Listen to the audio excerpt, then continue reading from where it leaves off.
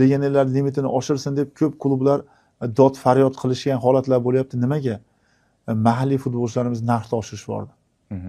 Hozir o'zbek klubiga birorta futbolchini chaqiraman desangiz, bir jamoasini tarkibida endi 1 yildan beri o'ynayotgan yoki aytaylik muntazam o'ynamayotgan o'yinchilar ham $10,000 oylikdan kelyapti. $15,000 oylikdan kelyapti.